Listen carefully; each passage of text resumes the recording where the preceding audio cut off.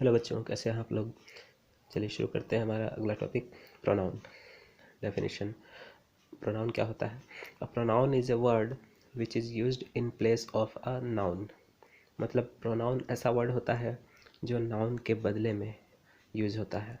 For example, he, she, it, I, you, we, they, them, we, my, your, his, her, myself, themselves, itself, himself, herself, ourselves, mine, theirs, hers, etc.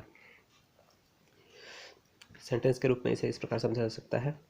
Ravi lives in Mumbai. यहाँ Ravi noun है, तो रवि के बदले में हम ही use कर सकते हैं। तो ही लिव्स इन मुंबई ऐसा कहा जा सकता है। रवि के बदले में ही का यूज़ हो रहा है, तो ही प्रोनाउन है। Similarly, the pen is looking beautiful. तो पेन के बदले में इट यूज़ कर सकते हैं। It is looking beautiful. ठीक है, तो इट यहाँ प्रोनाउन है। अब देखते हैं kinds of pronoun. First, personal pronoun. ये क्या होता है?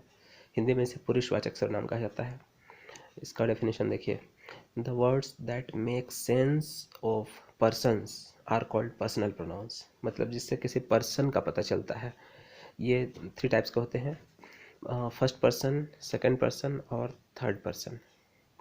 फर्स्ट पर्सन में स्पीकर होता है, बोलने वाला, मतलब जो बोलता है वो फर्स्ट पर्सन होता है।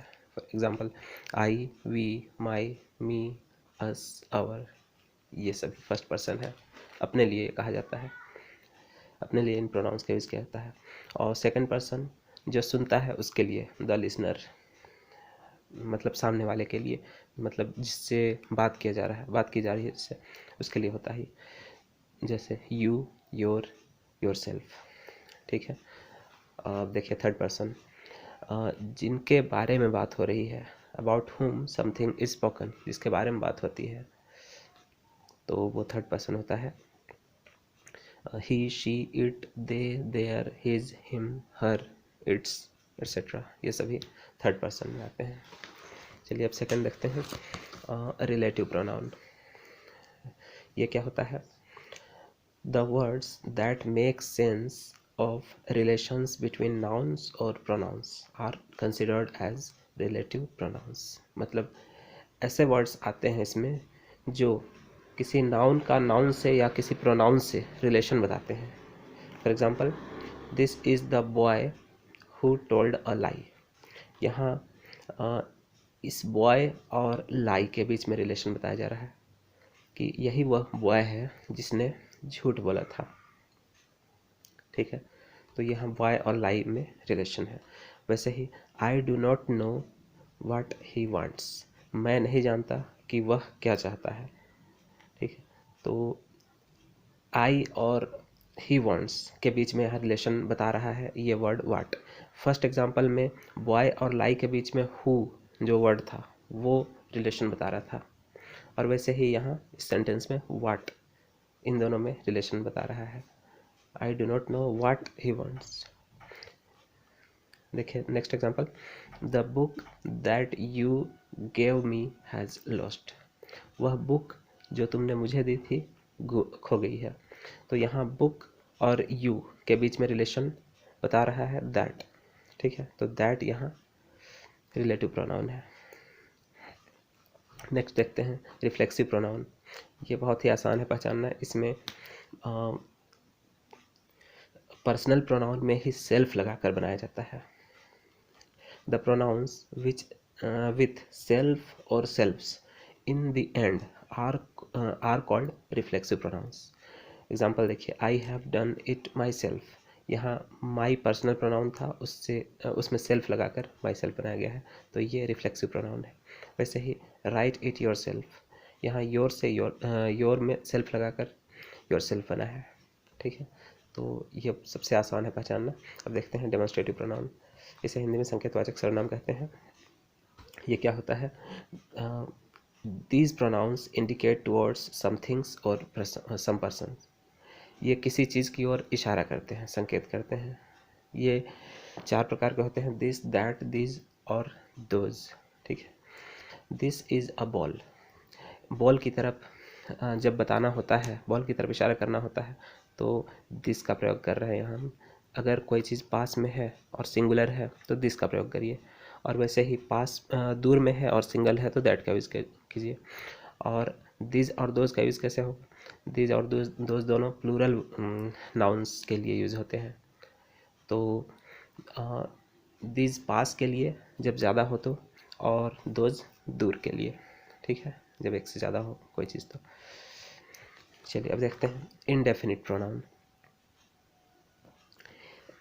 इसको हिंदी में अनिश्चयवाचक सर्वनाम कहा जाता है। This pronouns are used for indefinite nouns. यह इनडेफिनिट मतलब अनिश्चित नाउन्स के लिए यूज़ किया जाता है। अनिश्चित मतलब जो साफ साफ पता ना चले, ठीक है, कि एक किसी खास चीज़ के बारे में पता ना चले इसमें। जैसे ऑल में ऑल का मतलब होता है सब, इसमें कोई एक खास का पता नहीं चल रहा है। वैसे ही समथिंग कहते हैं, तो इसमें भी पता नहीं चलता है कि किस खास चीज़ के बारे में बात की जा रही है। वैसे ही नन मतलब कोई नहीं, ठीक है। मैनी मीन्स अनेक या कई या बहुत सारे। और दे, इसमें और भी एग्जांपल्स हैं, somebody, nobody, few, many, anybody, others. ये सभी ऐसे वर्ड्स हैं जिनमें कोई खास एक का पता नहीं चल पा रहा है, इसलिए इन्हें इनडेफिनिट कहा जाता है, ठीक है। तो ये सभी इनडेफिनिट प्रोनाउंस हैं। सेंटेंस के रूप में इसके एग्जांपल्स देख सकते हैं। All of us are Indians, हम सभी इंडियंस हैं। None of them is a good player, उनमें से कोई एक भी अच्छा प्लेयर नहीं है। तो इसमें एक खास के बारे में नहीं पता चल रहा है, ठीक है। दे नीड समथिंग, उन्हें कुछ चीज़ की ज़रूरत है, वो क्या चीज़ है उसके बारे में साफ साफ पता नहीं चल रहा है, ठीक है। तो इसलिए ये इनडेफिनिट है, अनिश्चित है।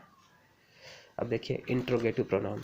इंट्रोगेटिव प्रोनाउन का मतलब है प्रश्नवाचक सर्वनाम। मतलब ऐसे वर्ड्स, ऐसे प्रोनाउंस जिनसे कोई प्रश्न पूछा जाता है। जैसे हु आर यू, हु यहाँ प्रश्न इंट्रोगेटिव प्रोनाउन है, इससे प्रश्न पूछा जा रहा है। वैसे ही व्हाट इज़ देयर, व्हाट यहाँ इंट्रोगेटिव प्रोनाउन है।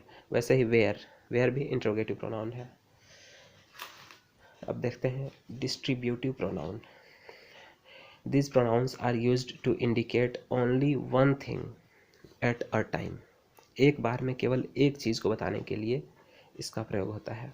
Example each, either, neither. इसे सेंटेंस के रूप में यूज़ कर सकते हैं। जैसे each of us studies in 10th, मतलब हम में से हर एक 10th में पढ़ता है। Either of the two roads goes to school, दो रोड्स में से कोई एक स्कूल की तरफ जाती है, ठीक है। तो इसमें किसी एक के बारे में ही बताया जाता है।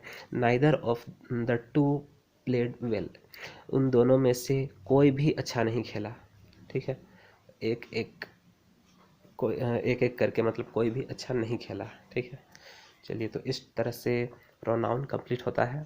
अगर इसमें कोई डाउट हो तो कमेंट सेक्शन में लिख कर ज़रूर बताइएगा। तब तक के लिए बाय।